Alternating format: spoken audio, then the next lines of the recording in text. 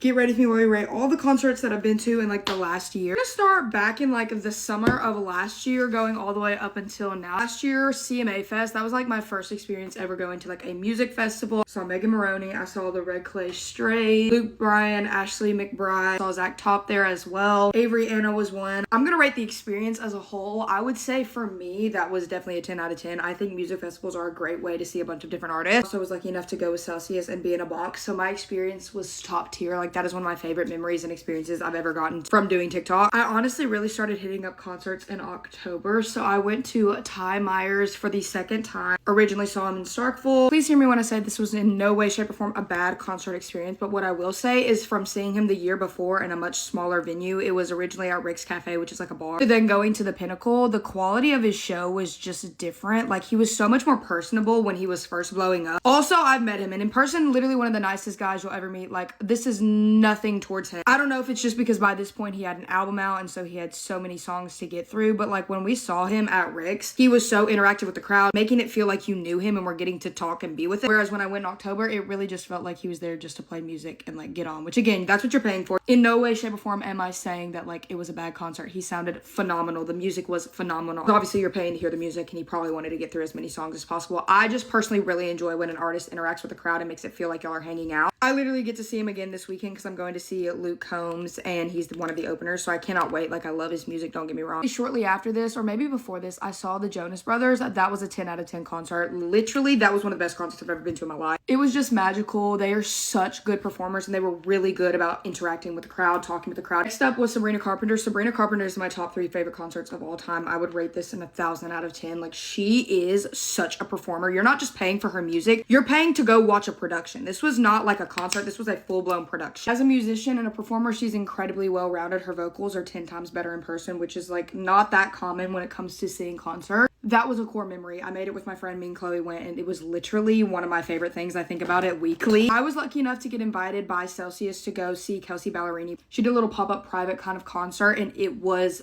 absolutely a 10 out of 10. Honestly, I'd give it a 12 out of 10, but I am a Ballerini stan. Like, I absolutely love that woman and she was so interactive and just like so real. She's one of the realest artists ever. I feel connected to an artist because of their music, but also because of who they are, because of what you can relate to them on. Like, I just really think that's so special. So that concert was a 12 out of 10 for me. I didn't get to meet her, but I got very, very close to her. And then last year in January, I also saw her at Bridgestone and it was amazing. Then I went to my first ever DJ concert, Chloe and Kinsey, and let me just say that was certainly an experience for me. I have never in my life seen a DJ live and I ended up falling asleep because I have like a really bad migraine. I just was not ready for what was to come. That was like a 6-hour concert. Rate that like a 6 out of 10, but I would do it again. I just needed to be prepared for that and I was not prepared to be at a concert for that long. There is definitely a time and place and like vibe to do that. I just wasn't prepared for that. So I didn't know I was walking into that. Like, I had no clue what to expect. And I would also bring my migraine medicine with me because the flashing lights and the constant like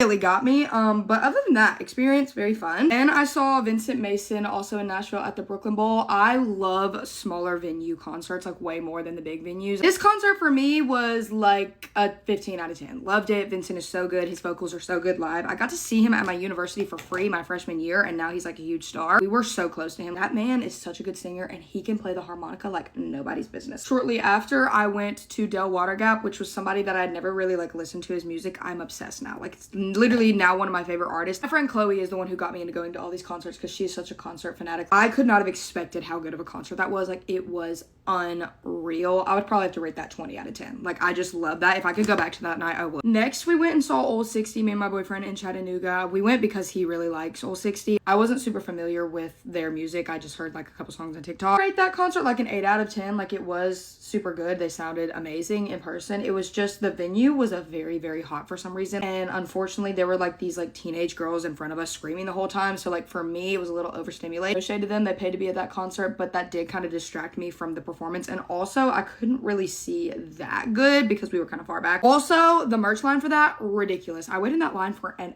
hour. This now brings us to the last concert I went to, which was last weekend. I went to Morgan Wallen, Ella Langley, and Vincent Mason. It was Morgan Wallen's show, but those were the two openers. That was probably one of my worst concert experiences ever as far as the environment, but the performers, 10 out of 10. I just have never seen a concert so poorly ran, in the sense of like there was no direction on what was happening. You couldn't tell which line was which. People were cutting. We cut on accident. Insane. And it started pouring down rain. Like that was worse than when I saw him in Ole Miss, and like it was still very fun. And obviously I got to see Morgan Wallen. I am so grateful, but I would rate the experience like 5 out of 10. What was going on, like if it was just the stadium or the weather, but like you for some reason couldn't hear them that well. Like especially Ella, I could barely hear her. And I don't know if that's just because of how loud it was in the stadium or if it was the actual equipment. I had a hard time hearing her and Morgan both. Like I just couldn't hear them that well. Love Morgan Wallen, love Ella Langley. I'm about to see Luke Combs this weekend, and again Ty Myers is an opener, and then I see Ella Langley, Chris Stapleton, and Caitlin Tarver. So I have a lot more concerts coming up. I can do a video rating every single concert I've ever been to, but those are just the ones that I've been to in the last year. I am a big concert goer, and it's one of my favorite things to spend money on. Always spend money on experiences. I usually never regret it. I love you guys so much. Bye.